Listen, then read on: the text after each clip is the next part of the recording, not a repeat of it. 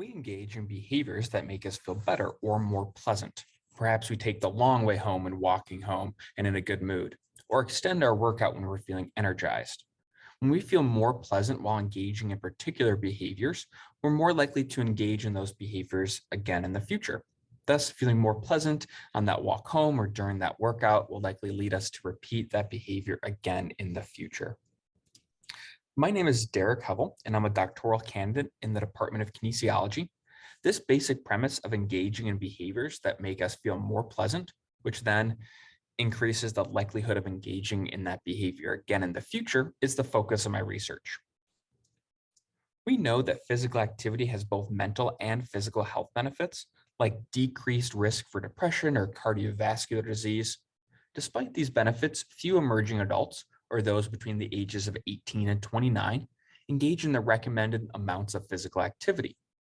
Changes in physical activity during this developmental period may be due to, in part, changes in life experiences, like forming new social groups or moving new residences, and/or alterations in responsibilities, like coursework, preparing meals, or doing their own laundry. Not meeting physical activity guidelines has both immediate and long-term health consequences.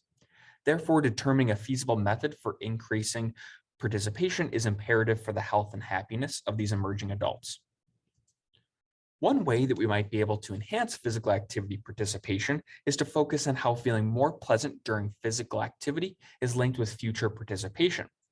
In laboratory-based studies, feeling more pleasant during physical activity led to increased future physical activity participation months later.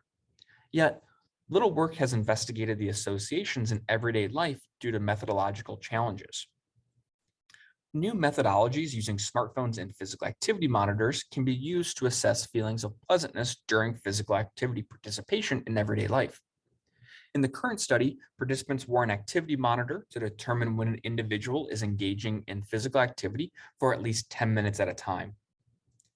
Detection of the bout of physical activity then triggers a prompt delivered to the participant's smartphone that asks individuals to rate their current feelings of pleasantness. Capturing feelings of pleasantness during physical activity in real-world environments has been challenging in previous research.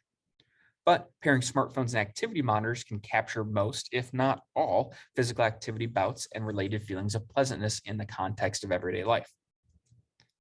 After capturing feelings of pleasantness during physical activity, we can then predict how these pleasantness responses lead to future physical activity participation. We hypothesize that adults between the ages of 18 and 29 will experience greater feelings of pleasantness during physical activity in everyday life. Further, when participants experience greater feelings of pleasantness during physical activity, they will engage in more physical activity the following day.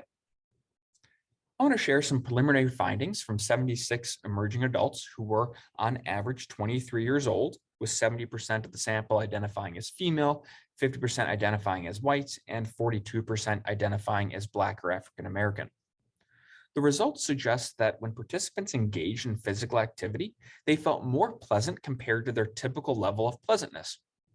In turn, individuals who had greater feelings of pleasantness during physical activity were more likely to engage in more physical activity the following day.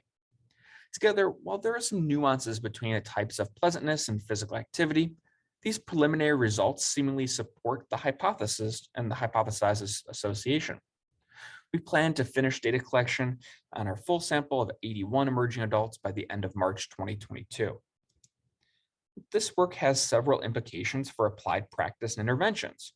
For example, health practitioners may consider prescribing physical activity that will optimize an individual's feeling of pleasantness during physical activity to promote continued engagement. Additionally, interventions using technology can be used to recognize times when an individual is feeling suboptimal levels of pleasantness compared to their typical level, and then prompt that individual to engage in physical activities that have increased their feelings of pleasantness in the past. This boost in feelings of pleasantness during physical activity will likely promote continued physical activity participation. Ultimately, enhancing pleasant feelings during physical activity could lead to more effective physical activity promotion efforts, improve mental and physical health, and improve overall lifelong quality of life. Thank you.